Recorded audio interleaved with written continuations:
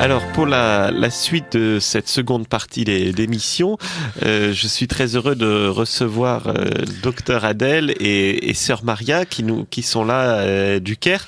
Alors hélas, comme Sœur Maria est anglophone et pas francophone, on ne va pas pouvoir échanger ce soir ensemble pour les auditeurs de Radio Courtoisie parce que ça sera un peu compliqué.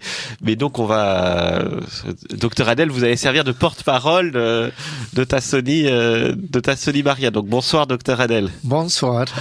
Alors les auditeurs de Radio Courtoisie vous connaissent peut-être parce que je crois que vous étiez déjà venu dans ce studio il y a quelques années et puis on avait fait une émission ensemble par téléphone, notamment sur les apparitions mariales en Égypte. Et ce soir, je vous propose de nous parler de votre travail à tous les deux auprès des chiffonniers du Caire, auprès desquels vous travaillez depuis des décennies en fait, et depuis 30 ou 40 ans, je ne sais plus, et vous avez commencé avec Sœur Emmanuelle, et puis vous avez poursuivi son œuvre, et donc je voulais que vous fassiez connaître ce que vous faisiez, la situation aux auditeurs de Radio Courtoisie. Alors bonsoir Docteur Adel. Bonsoir une autre fois.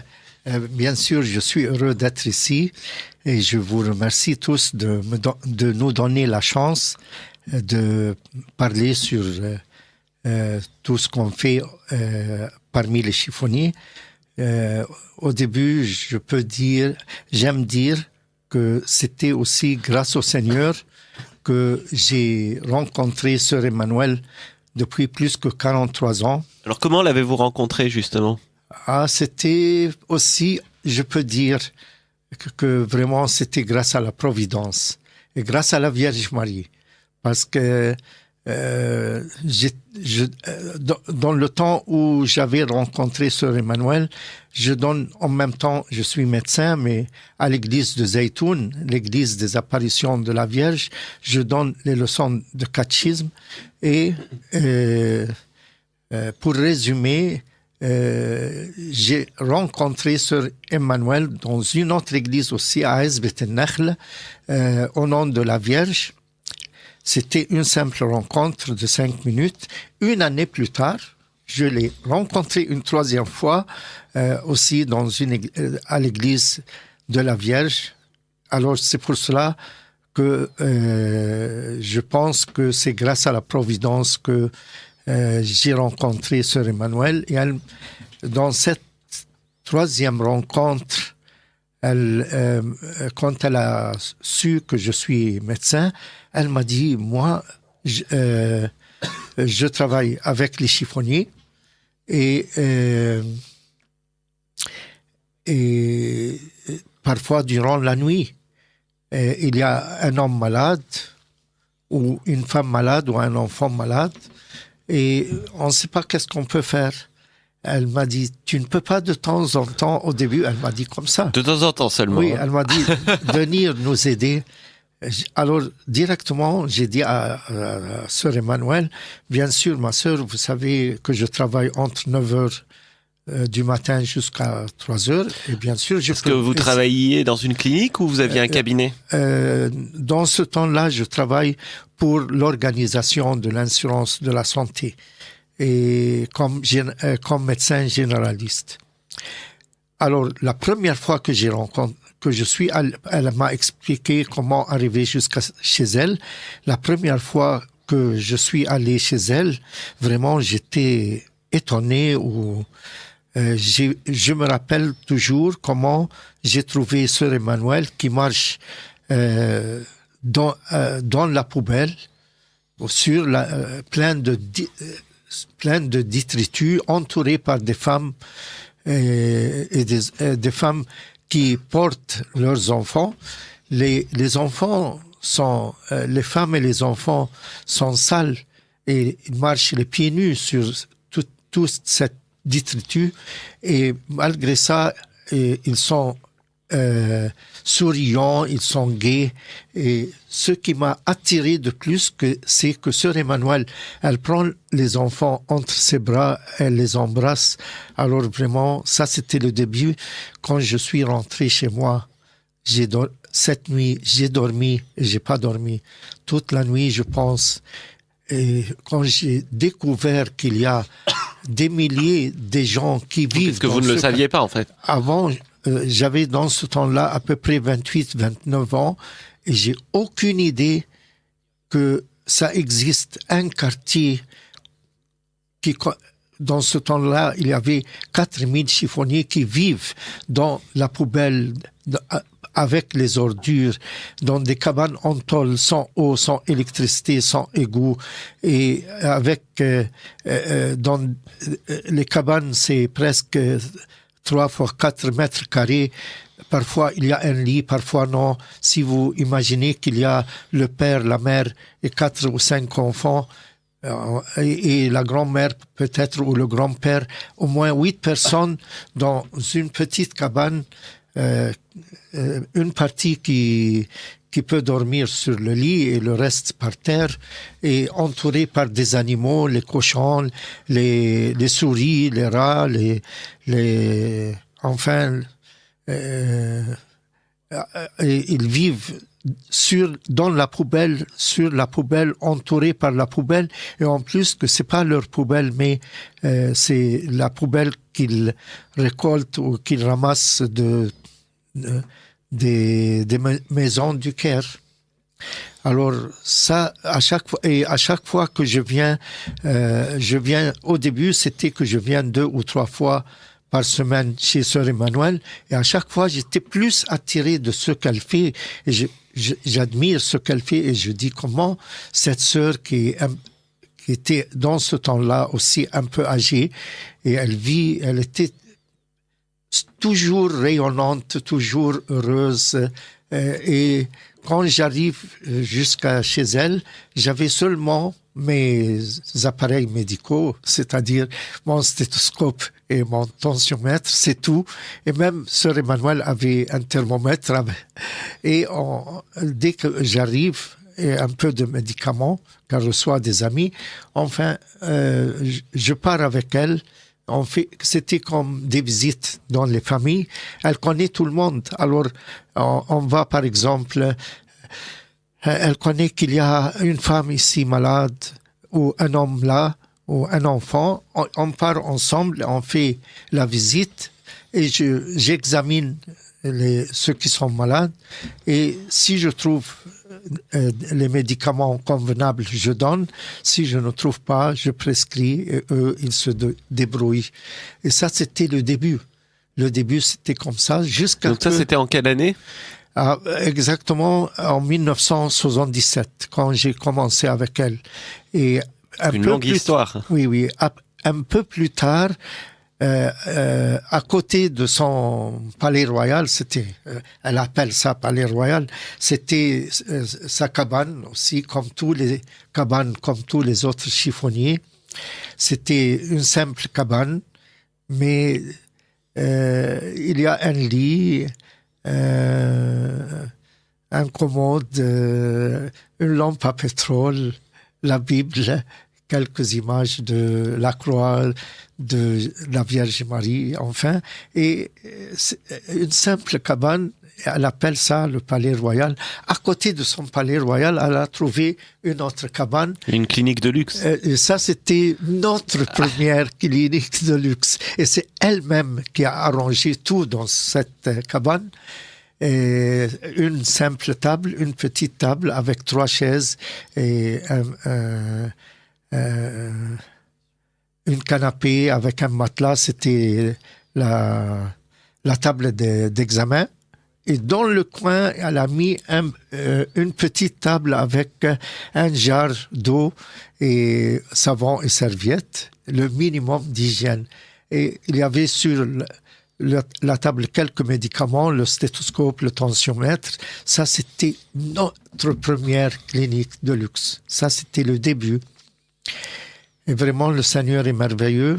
On remercie le Seigneur toujours, parce que pour moi, quand je vois comment était la situation au début, chez les chiffonniers de Ezbet el-Nakhl, où je suis encore maintenant, et maintenant, grâce au Seigneur, grâce aux chiffonniers, grâce à Sœur Emmanuel, grâce à la générosité de tout le monde qui ont aidé Maintenant, ça existe pour le moment.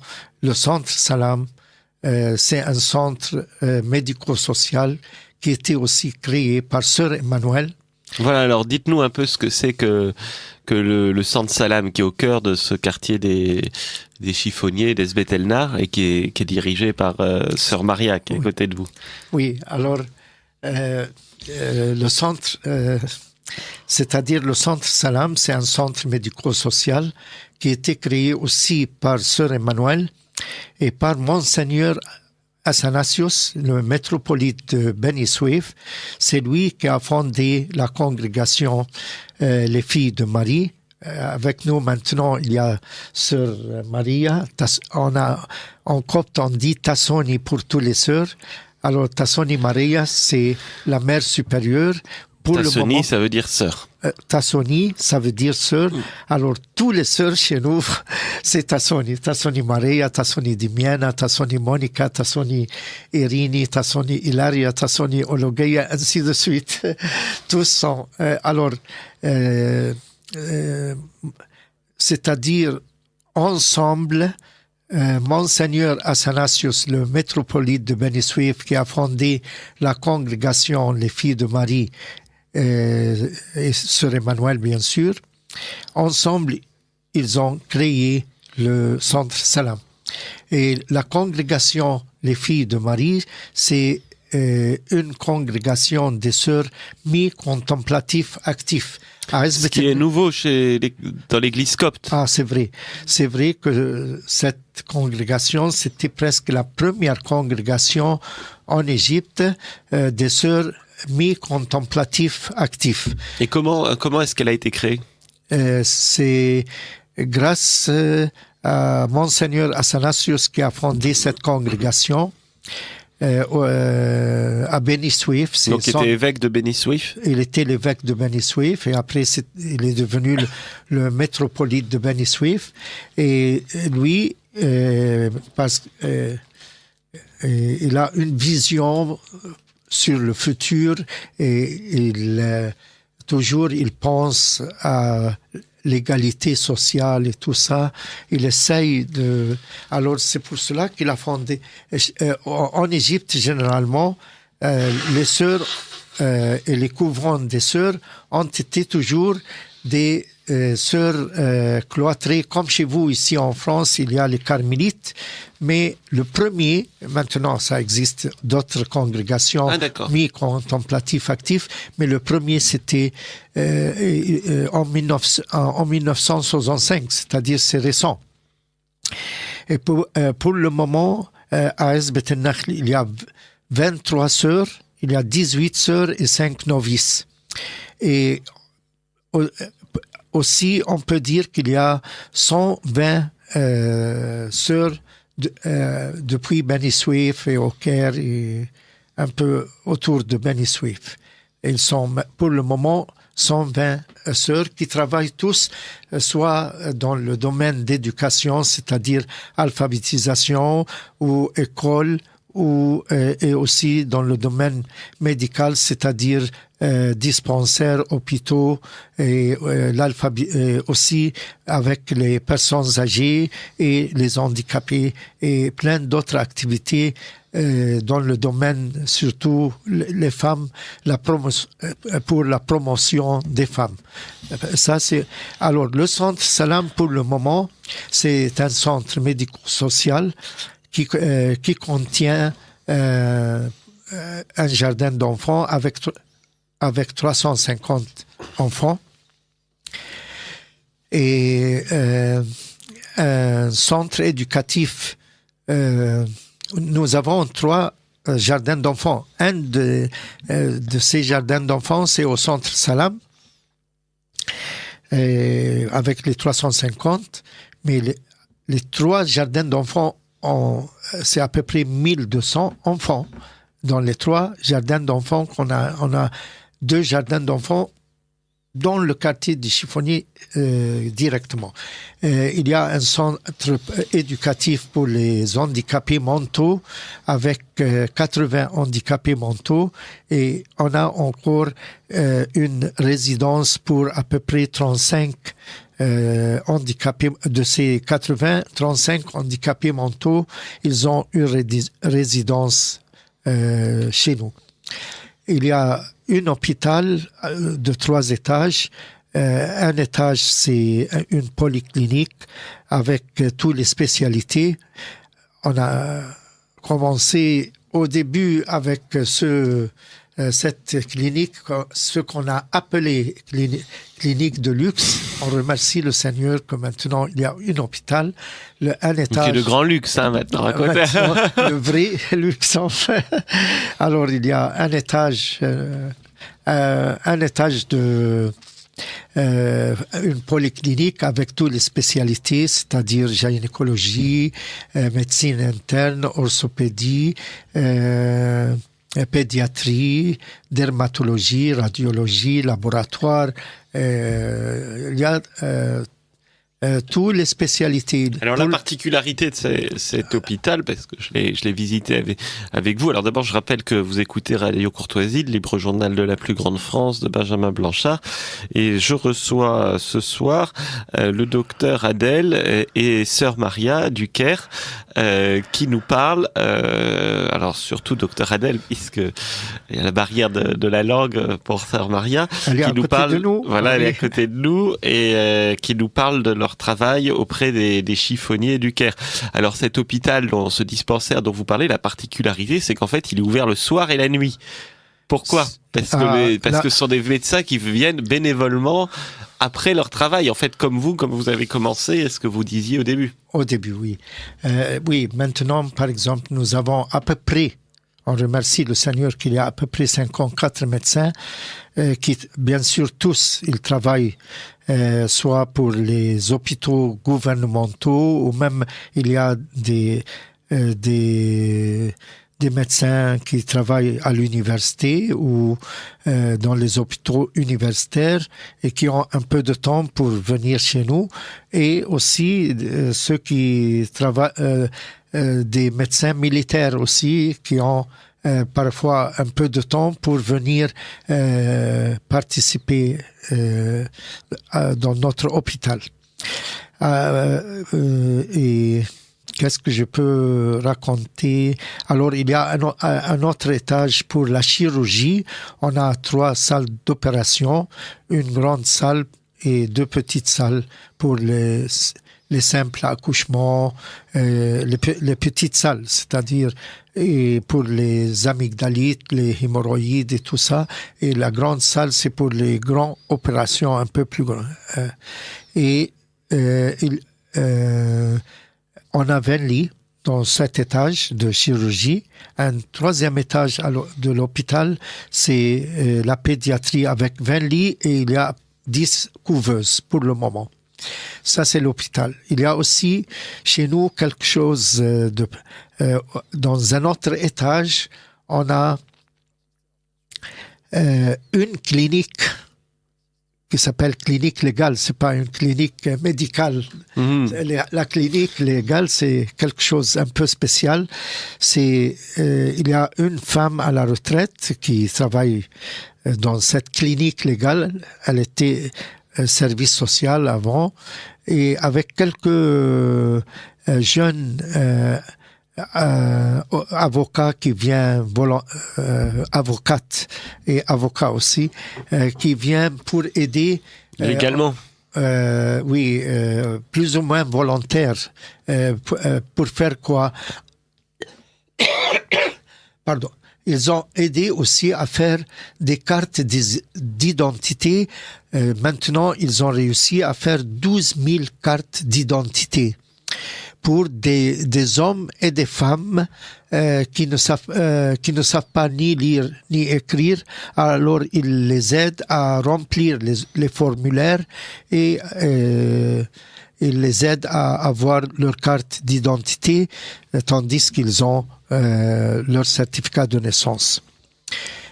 Et bien sûr, cette carte d'identité, c'est important parce que s'ils n'ont pas une carte d'identité, ça veut dire que tous ces gens n'existent pas. Alors, d'autre part, si ça leur avec la carte d'identité, ça peut les aider dans tous les domaines. Pour faire toutes les démarches ensuite. Oui, si par exemple ils n'ont aucune ressource, ils peuvent avec cette carte d'identité avoir un petit pension du gouvernement, par exemple, ou ils peuvent avoir. Oui, ça leur permet d'avoir une existence légale en fait. Et ça, oui, principalement, ils vont avoir une existence légale. Plus ils essayent de trouver des solutions entre familiales un peu s'il y a quelques problèmes familiaux, des choses comme ça. Il y a aussi la promotion de la femme. Il y a des jeunes femmes qui font un travail merveilleux. C'est à travers l'éducation sanitaire, l'éducation nutritionnelle, l'éducation spirituelle parfois et morale. Ils ont ils font des réunions pour les femmes et ils donnent plein de sujets sur le rôle de la femme dans la famille, le rôle de la femme dans la communauté, c'est-à-dire aussi l'importance de laver les mains avant et après le repas et la toilette, toutes ces notions, c'est important pour une communauté. Oui, les notions comme ça. De base d'hygiène. Oui, base d'hygiène. En plus, c'est-à-dire ils ont fait plein de brochures. Et il y avait au début 26 femmes qui ont été formées pour faire les visites dans les familles. Et c'était un programme de développement de la communauté à travers l'éducation. C'est-à-dire deux femmes par deux, ils vont faire les visites chez les chiffonniers et dans leur maison. Et à travers ces visites, ils peuvent transmettre tout ce qu'ils ont appris au Centre Salam, comme plein de sujets sur la nutrition des enfants, la bonne nutrition généralement, sur la diarrhée, les maladies de la peau, les maladies des yeux, plein de sujets, et même comment, parfois des sujets moraux, c'est-à-dire comment il y aura la paix, l'amour et la paix et la bonne manière entre, par exemple, la jeune mariée et la belle-mère, plein de sujets de toutes sortes. C'est-à-dire, j'essaye de résumer un peu les activités qui se trouvent au Centre Salam. Bien sûr qu'il y a l'alphabétisation pour les hommes, pour les femmes, pour les enfants, pour les filles, pour les garçons, enfin plein de sujets. Oui, alors vous parlez d'alphabétisation, docteur Adel, et alors vous êtes en France avec sœur Maria puisque vous avez donné des conférences, et puis vous êtes venu notamment au gala de SOS Chrétien d'Orient qui était donné pour vous aider à construire une nouvelle école. Alors, est-ce que vous pouvez nous dire déjà où on en est au niveau de l'éducation dans le quartier, puisqu'il y a déjà beaucoup de choses qui existent, et puis ensuite on va voir quel est le projet. Oui. Alors, c'est bien. Maintenant, on va parler sur notre sujet important. D'après notre point, on pense. Et est-ce qu'on peut faire un point numérique aussi? Parce que vous avez parlé tout à l'heure de 4000 chiffonniers au début, maintenant beaucoup plus, et la population de l'ensemble du quartier aussi. Alors, oui. Alors, je vais vous expliquer pour imaginer la situation exactement. Alors, depuis 43 ans, quand Sœur Emmanuelle était présente, le nombre des chiffonniers dans ce temps-là, c'est à Aïs-Bet-el-Nakhl, je parle du quartier de Aïs-Bet-el-Nakhl, il y avait 4000 chiffonniers. Pour le moment, bien sûr, ils ont été doublés à 8, à 16, et pour le moment, ils sont 20 000 chiffonniers à Aïs-Bet-el-Nakhl. Le quartier d'Aïs-Bet-el-Nakhl qui entoure les chiffonniers, Depuis 43 ans, il y avait à peu près une cinquantaine de petites villas que maintenant, tous ces villas sont disparus. Avec les 50 villas, on peut imaginer que les habitants d'Ezbet-el-Nakhl étaient à peu près 500 habitants. Maintenant, ils sont 1 million d'habitants. Et c'est presque le même niveau de vie, comme plus ou moins comme les chiffonniers.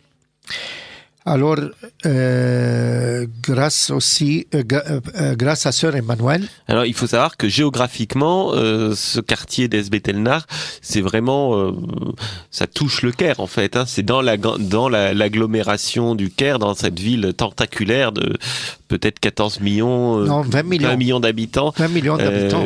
Qui est donc tentaculaire, et donc ça a été complètement avalé par la ville. Et alors, c'est desservi par le métro. Oui. Donc on arrive en métro à l'arrêt Ezbet-el-Nakhl, et puis après on s'enfonce dans le quartier, et il faut savoir que c'est, au niveau des services publics, c'est complètement abandonné, puisqu'il n'y a pas, par exemple, les routes ne sont pas goudronnées, ce sont des rues en terre, et puis il n'y a pas de, je sais pas, pour l'eau, etc., comment ça se passe, mais c'est pas, on peut pas dire qu'il y a une grande attention de la part des autorités, du gouvernement sur ce quartier. Bien sûr qu'il y a, il y a donc 1 million d'habitants maintenant. Oui, pour dire la vérité, qu'il y a des améliorations depuis 43 ans, au moins, que ça, avant, les chiffonniers n'ont pas de l'eau, de l'électricité, des égouts, mais maintenant, ça existe un peu, pour dire la vérité. Et alors, pour dire la vérité, grâce à Sœur Emmanuel et à la congrégation Les Filles de Marie et Monseigneur Athanasius, ensemble, c'est l'école Mahabba, et Mahabba ça veut dire amour, c'est-à-dire l'école amour était construite et au début... Et qui est déjà immense. Oui, bien. Au début, ils ont commencé avec 200 élèves, et maintenant, après toutes ces années, ils ont commencé en 1988, et même l'école était inaugurée par Madame Danielle Mitterrand dans ce temps-là avec Sœur Emmanuel. Elle est venue spécialement une journée pour l'inauguration de cette école en 1990, je crois, ou 88. Et maintenant, il y a 3000 enfants, 3000 élèves. Et on remercie le Seigneur que cette école, juste dans les 7 dernières années, pour 7 années consécutives, l'école, c'est la première au niveau sur toutes les écoles du gouvernorat de Kaliobeyia. Parce que parce que Ezbet-el-Nakhl est à cheval sur 2 gouvernorats. Ah, le Caire, c'est-à-dire même le centre Salam. Une partie du centre Salam, c'est le Caire, et l'école, par exemple, c'est le gouvernorat de Kaliobeyia. D'accord. Alors, mais depuis vraiment plus que 20 ans, que nous rêvons de construire une nouvelle école. Et pourquoi une nouvelle école? Parce que depuis longtemps, on a fait un calcul. Et bien sûr, chaque jour, on voit les enfants sur les chemins, sur la route, sur les rues. On voit plein des enfants. Chaque année, on trouve au moins entre 1500 à 2000 enfants qui ne trouvent pas de place en école, dans une école. Et c'est pour cela qu'on espère construire une nouvelle école, parce que bien sûr, on pense que l'éducation, c'est la chose la plus importante. Et c'est pour cela qu'on rêve depuis longtemps d'avoir une autre école. Alors c'est un projet qui est né il y a plus de 10 ans, c'est ça? À peu près, mais grâce Sœur Maria, Tassoni Maria, c'est-à-dire depuis à peu près plus que 4 ans, elle a trouvé enfin un terrain. Elle a commencé à acheter ce terrain. Alors qui n'est pas à Esbet El Nar, parce que Esbet El Nar, c'est plein. C'est plein. Comme on vous a dit, il y avait 500 habitants il y a quelques décennies. Maintenant, 1 million d'habitants. C'est plein à craquer. Ce sont des grands immeubles. Donc, il y a impossibilité de construire de matériel. Hein. Les rues sont minuscules. Oui. Et tout est très, très dense. Et donc, vous avez acheté un terrain qui était... peu loin. Voilà, un peu loin dans le désert à l'époque. Et maintenant, ça c'est en train de s'intégrer dans la ville tellement l'urbanisation va vite. C'est ça. Et puis la bonne nouvelle, c'est que depuis, il y a eu, après avoir acheté le terrain, il y a eu les plans du futur métro. Et il va y avoir un arrêt de métro juste devant. C'est exact. Donc, grâce au Seigneur qu'on a découvert au début. D'ailleurs, le terrain vaut beaucoup plus maintenant. Vous ne pourriez pas l'acheter aujourd'hui puisqu'avec le métro qui s'arrête devant, les prix ont bien sûr augmenté. C'est ça. Et au début, on a pensé d'avoir quelques bus pour transporter les enfants, mais maintenant c'est fini. Il y a le métro. Le métro, ça ira bien plus vite. Alors moi, je voudrais saluer notre amie commune, grâce à qui je vous ai connu, Docteur Adel, Sœur Maria. Marie-Gabrielle Leblanc, voilà, bien sûr. Notre chère amie Marie-Gabrielle Leblanc, et qui m'a parlé de ce projet en 2015. Et c'est comme ça que je vous ai rencontré, Docteur Adel, et les auditeurs de Radio Courtoisie la connaissent bien. Je l'ai reçu à ce micro il y a quelques mois pour nous présenter son livre, que je vous invite à acheter, L'enfance de Jésus dans l'art. Et c'est vraiment elle qui nous a mis en contact et pour vous aider à mener à bien ce magnifique projet. Vraiment, Marie-Gabrielle Leblanc, c'est une grande amie. Elle est merveilleuse de toute manière. Je ne sais pas comment exprimer. Elle a un cœur pur, un cœur adorable, on peut dire. Elle pense aussi d'une manière, c'est exactement comme Sœur Emmanuel qui pense aux autres, qui pense aux chiffonniers, aux gens qui ont besoin. Et je ne trouve pas les belles mots pour exprimer notre amour et notre respect envers Marie-Gabrielle Leblanc. Vraiment, grâce à elle, et oui, vous avez l'occasion de la connaître au-delà des dédicaces de livres en participant au voyage qu'elle accompagne, notamment en Égypte. Oui. Et c'est aussi une occasion de rencontrer le docteur Adel, puisque je crois, en tout cas moi, quand j'avais fait ce voyage, vous nous aviez accompagnés pendant 3 jours. Vous nous aviez servi de guide en fait, avec elle quand nous étions à Anaphora. Donc, vous savez, chers auditeurs de Radio Courtoisie, je vous en parle souvent de ces voyages.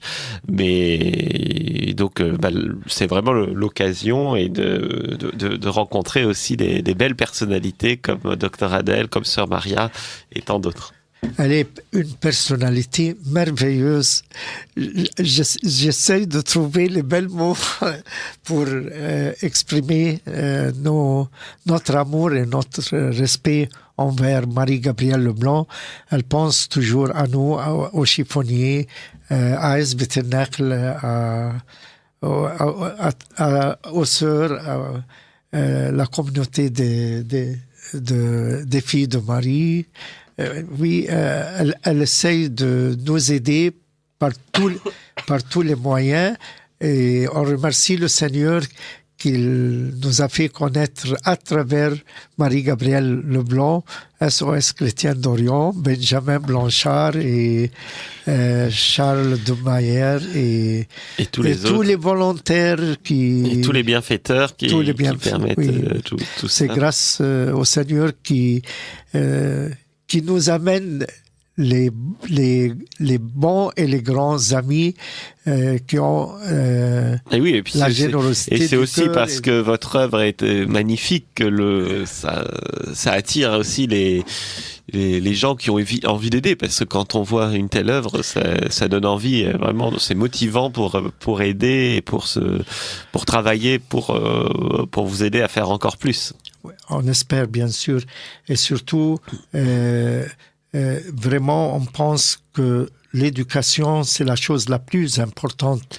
Si on veut donner un futur plus meilleur à tous ces enfants, l'école, c'est la chose importante. Et oui, et c'est quelque chose qui est partagé par toute l'Église copte, parce que je crois que le pape Théodore II, Tawadros, il est très très très impliqué dans l'éducation. Alors je crois que ils essayent de créer, alors dans les paroisses, des écoles du vendredi, c'est-à-dire du dimanche, voilà, aussi. Comme ça serait les écoles du dimanche, et donc avec du soutien scolaire pour apprendre à lire, à écrire et tout, et puis aussi dans chaque diocèse de construire des écoles, des grandes écoles, alors tout le monde pourra pas y aller, mais au moins les meilleurs ou les boursiers, etc., pour vraiment augmenter l'instruction, en fait, qui est très basse pour l'instant dans le pays. Ça, c'est vrai.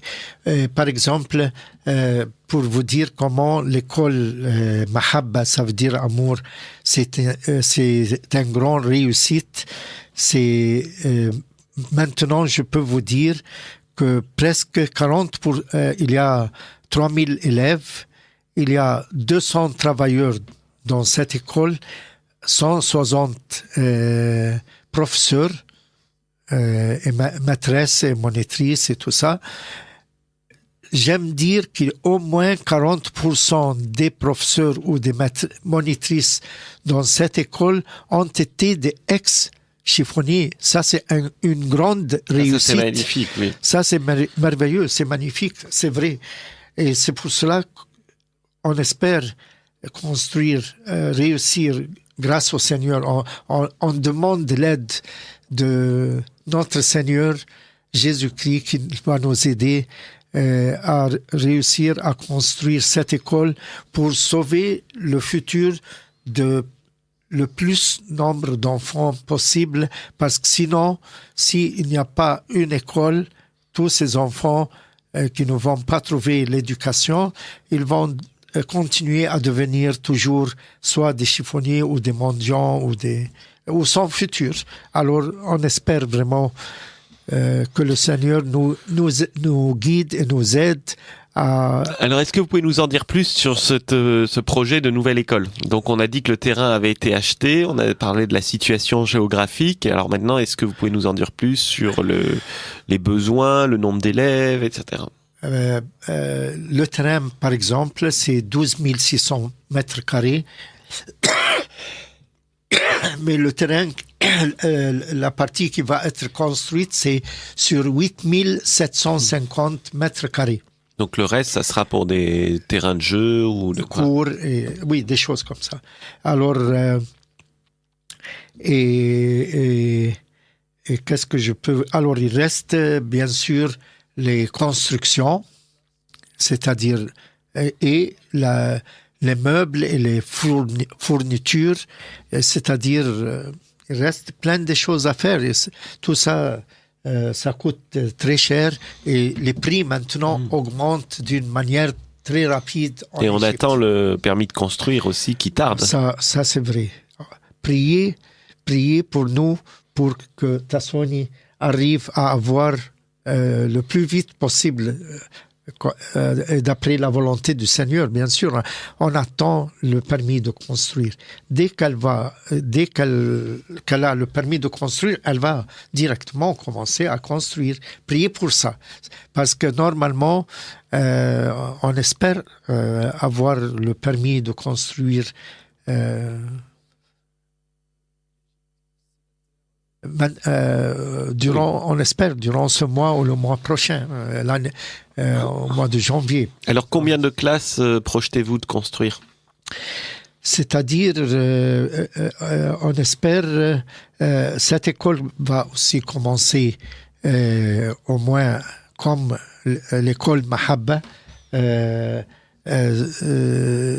On commence avec 200 élèves et on augmente, mais cette école est prévue pour à peu près 2000, un peu plus que 2000 enfants. Oui, on espère. Et de quelle classe à quelle classe? Quelle tranche d'âge? Depuis le jardin d'enfants, bien sûr, jusqu'au... c'est-à-dire de 3 ans à 14 ans. Oui. D'accord. De 3 à 14, c'est-à-dire il y a les 6 années chez nous. Il y a 2 années de kindergarten, c'est-à-dire 2 années de... C'est l'équivalent de l'école maternelle chez nous. Chez vous. Alors, il y a KG1 et KG2, et puis il y a 6 années primaires et il y a 3 années préparatoires, c'est-à-dire depuis l'âge de 3 ans jusqu'à 14 ans. Entre l'âge de 3 à 14 ans, le secondaire, c'est un peu plus tard. Ils peuvent se débrouiller après. Mais la base importante, c'est depuis 3 ans jusqu'à 14 ans.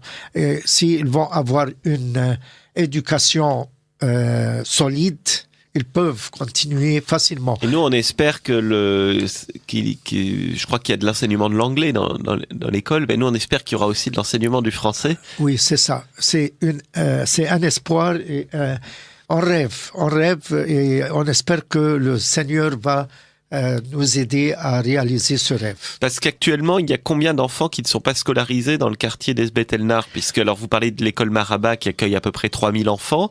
Plus, il y a aussi l'école d'une seule classe qui permet d'accueillir les enfants qui ne sont pas scolarisés, donc qui viennent en plus de leur travail. Ce sont les enfants qui travaillent. Et alors, combien n'ont pas du tout accès à l'éducation? C'est-à-dire, comme vous savez, qu'il y a l'école Mahabba avec 3000 enfants. Il y a l'école d'une seule classe qui a commencé avec 10 enfants seulement. Ce sont des enfants qui n'ont jamais été à l'école et grâce à une jeune dame merveilleuse qui s'appelle Myriam, qu'elle-même est allée convaincre ces enfants avec leurs parents même, parce que ce sont des enfants qui travaillent et elle accepte n'importe quel âge depuis 9, 10, 11, elle accepte jusqu'à 12 ans qu'ils peuvent venir recommencer à étudier et elle a commencé par 10 enfants et maintenant ils sont à peu près 120 enfants. À peu près 4 classes. Mais cette école, on l'appelle école d'une seule classe.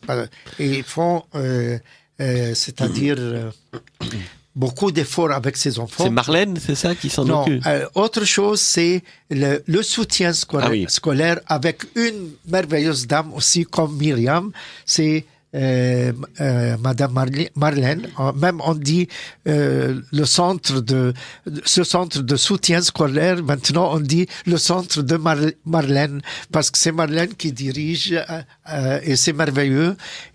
C'est pour des enfants qui sont dans des écoles gouvernementaux et parfois qui arrivent jusqu'au 6e sans savoir lire et écrire. Oui, alors, parce que le niveau n'est pas bon. Aider et à faire ce soutien scolaire. Et alors, on remercie le Seigneur parce que il y a l'école, il y a l'école d'une seule classe, l'école Mahabba, Amour, ça c'est ça, c'est la vraie école. La vraie école. Alors, est-ce que cette école Maraba est la nouvelle école? Alors, la nouvelle école, vous avez choisi le nom déjà ou pas? On a choisi depuis le début Peace Elementary School, c'est-à-dire l'école élémentaire de la paix. Oui. Peace, on a choisi depuis un certain temps. Je vois que vous comprenez bien le français, Sœur Maria, en fait. Elle comprend tout. Elle est avec nous, elle comprend tout, mais seulement, il reste le courage de parler seulement, oui. Ta Sœur Maria, elle est excellente. Vous savez que Sœur Maria aussi, elle a... non, elle dit de ne pas citer ça, mais je peux citer. Vous savez qu'elle Vous était... n'êtes pas très obéissant, docteur. Dans ce point, ça va. Pourquoi? Parce qu'avant, elle était la directrice de l'école Mahabba pour quelques années. Maintenant, c'est la mère supérieure, on peut dire la mère supérieure au Centre Salam avec les 23 autres sœurs. Deuxièmement, elle a un PhD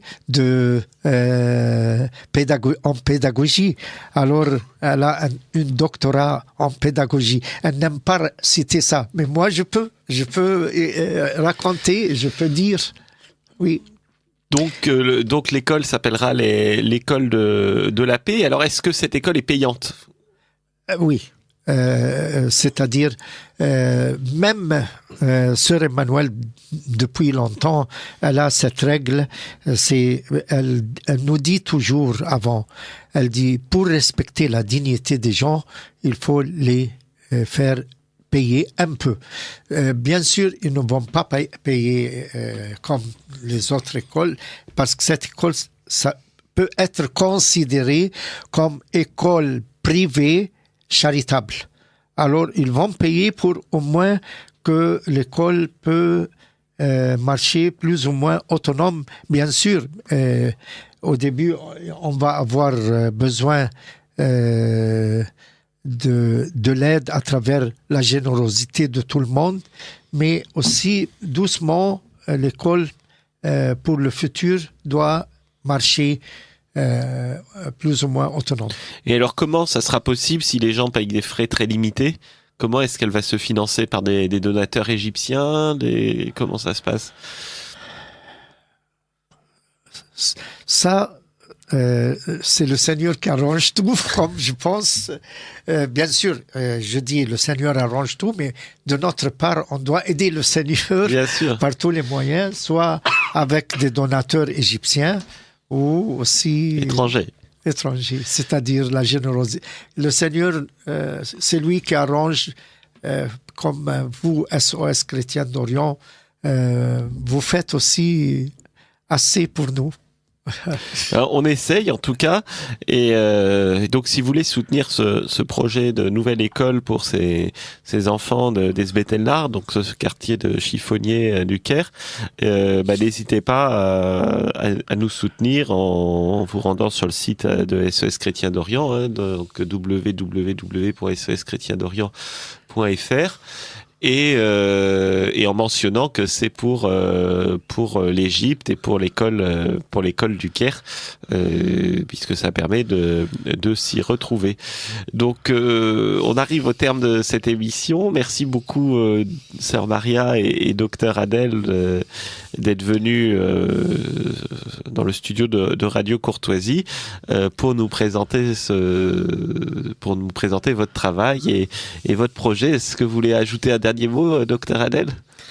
Un dernier mot, c'est je remercie premièrement le Seigneur et aussi la Vierge Marie et je remercie le Seigneur qui nous a fait connaître aussi SOS Chrétien d'Orient, que vous essayez de nous aider par tous les moyens. On vous remercie infiniment et on espère que le Seigneur aide Tassoni Maria, Sœur Maria, c'est-à-dire, à réaliser ce rêve que nous espérons que ça va être réalisé un jour. Mais nous espérons aussi, on travaille pour ça et on compte sur le soutien des bienfaiteurs de SOS Chrétien d'Orient et des auditeurs de Radio Courtoisie pour vous aider à réaliser ce rêve.